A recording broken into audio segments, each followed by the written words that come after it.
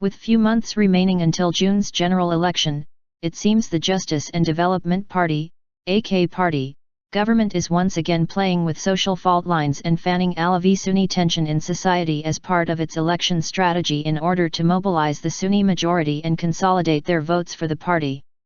Twitter trolls who are believed to work for the AK Party and some of whose accounts are run directly by senior AK Party officials have been posting messages on Twitter targeting, insulting, and even threatening Alevis. For instance, an AK Party troll using a Twitter account named Yeşil Operasyon, Green Operation, on Twitter posted a message saying, "We now understand Yavuz Sultan Selim better." Without getting rid of those sordid lobas, a pejorative term commonly used in Turkey for Alevis, we will not see peace in this country. Yavuz Sultan Selim was an Ottoman sultan who is held responsible by Alevis for the massacre of tens of thousands of Alevis in the early 16th century. In another message, an AK Party troll with the Twitter account Salam Iradat, Ironwool, a reference to President Recep Tayyip Erdogan, singled out predominantly Alevi neighborhoods in Istanbul such as Okmeydan, Nurtepe, Gezi, and Gulsuyu as centers of terrorism. There are dozens of examples of such provocative messages targeting sectarian and ethnic differences on social media. AK Party trolls have become more aggressive, particularly after the recent unrest in the country. There were terrorist attacks in Istanbul this week, such as the one at the Istanbul courthouse, which resulted in the killing of a public prosecutor after he was held hostage for hours, while another attack targeted the Istanbul Police Department, with one police officer injured. The attackers were from a far-left militant group and they were all killed in the operations. This week, there was also an incident at an AK Party office in Istanbul's Kartal district. An armed man smashed windows on the top floor of the building and hung out a Turkish flag with a Zülfikar, a stylized representation of the sword of Ali, used as an Alevi symbol. The gunman was detained by police. Following this, an AK Party troll using an account called Kuşçubaşı Eşref posted a tweet describing the incident as the beginning of an Alevi uprising, which he had talked about a month ago, mentioning that the flag had the Zülfikar image. Moreover, former state-run Anatolian news agency general manager Kemal Öztürk, who is seeking to be nominated as a parliamentary candidate by the AK Party in the general election, did not avoid singling out Alevis for supporting terrorism in an article he wrote for the pro-government Yeni Şafak daily on Thursday. Today, a predominantly left-wing and radical Alevi news staff dominate the anti-government media. Media members, dominated by this group, tried to legitimate the murder of the prosecutor with inconceivable remarks, wrote Öztürk. All these developments have created concerns whether the AK Party government is trying to marginalize Alevis and create a negative perception of them in order to win the Sunni vote in June's general election.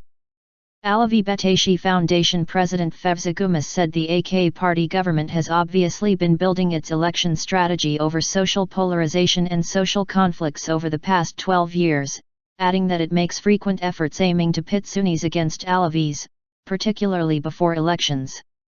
However, Gümes said he believes the AK Party's polarizing attitude will no longer be approved by the public and will be rejected, calling on Alevis to act with common sense despite efforts by the government to marginalize them.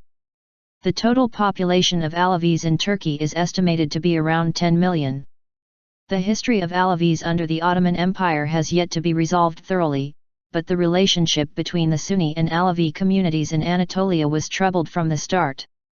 According to Cafe Ersoygun, an Alevi intellectual, there were expectations that some dark, shadowy incidents would take place ahead of the June 7 elections in order to provoke the election environment, and these expectations have begun to come true with the incidents taking place this week. Dwelling on the Kartal incident in particular, Ersoygun said it is very thought-provoking that the gunman unfurled a Turkish flag that bears the image of a Zülfikar, a combination that he said has been seen for the first time. In his view, that flag is the work of Ergenekon, a shadowy crime network which has alleged links within the state, and it was part of ongoing efforts to criminalize Alevis. Since the AK Party has collaborated with Ergenekon, it is pursuing dirty politics to create an environment in which Alevis and Sunnis are skeptical about each other and afraid of each other. The AK party wants to create such an atmosphere because it will bring it more vote in the elections, he said. The AK party government was until recently waging a war against Ergenekon, which is accused of masterminding a series of bloody and shadowy attacks in the country's history, but has become reconciled with Ergenekon, claiming that it was mistaken. The shift in the AK party's attitude toward Ergenekon took place following a major graft probe that became public in December 2013 in which senior government members were implicated. Opposition party representatives have also warned against the AK party's efforts to stir public unrest in the country to make use of it for its advantage in the general election. Gürsel Tekin, the Secretary-General of the main opposition Republican People's Party, CHP, told today's Zaman that when it sees a fall in its vote in public surveys, the AK party becomes crazy and sees anything as legitimate to garner more vote in elections. They should never adopt the craziness of Nero. Everyone needs to act sensibly. Our country's first and foremost priority is to have unity and peace. I am directly appealing to Prime Minister Ahmet Davutoğlu, if you create public unrest for political benefit, you will be the first to burn. Efforts to present our differences, which are a source of richness for us, as source of conflict are unacceptable. Turkey paid heavy prices for such mistakes in the past. No matter what they do, the Turkish nation will not allow them do this again, Tekin noted. Democratic Left Party, DSP, leader Masum Turker held Prime Minister Davutoğlu responsible for the ongoing efforts to create a conflict in society based on ethnic and sectarian differences. He told today's Zaman that Davutoğlu has been making provocative statements to this effect and his messages were what mobilized the AK party trolls on social media to begin targeting Alevis. Efforts to manipulate politics along the lines of ethnic and sectarian polarization are part of a disastrous scenario. It seems that the government, which has understood that it will fail in the elections, sees everything legitimate to change this, Turker said. The AK party government, in its third term in power as the single party in government, will lose a significant share of the vote in the general election, according to some public surveys and political analysts. They say that the party's adoption of more and more authoritarian policies, its alleged involvement in graft and the deteriorating situation of the economy are the reasons for the party's possible loss of vote.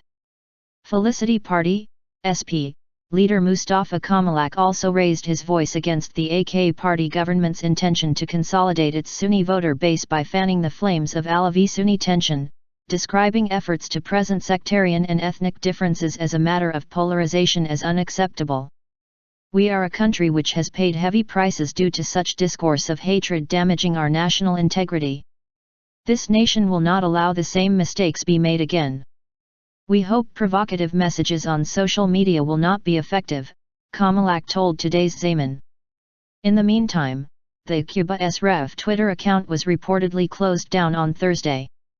In another development, the Revolutionary People's Liberation Party/Front, DHKP/C, which was responsible for the murder of prosecutor Mehmet Selim Kiraz at the Istanbul courthouse on Wednesday, has released on social media the names, photos, and identification numbers of the police officers who are suspects in the investigation into the murder of 15-year-old Berkin Elvan, who had an Alevi background. Kiraz was leading an investigation into the death last March of Elvan, who died after spending 9 months in a coma resulting from a head wound sustained from a police gas canister during the Gezi Park protests of summer 2013. The prosecutor became the target of the DHKP/C on the grounds that the organization wanted the killers of Elvan to be revealed more quickly. A Twitter account affiliated with the DHKP/C called Lazipem 1972 released the information about the police officers, along with a note that said, "The killers of Berkin Elvan, it is now your turn, they came, they will come again." The message has created concerns about risks to the lives of the police officers concerned.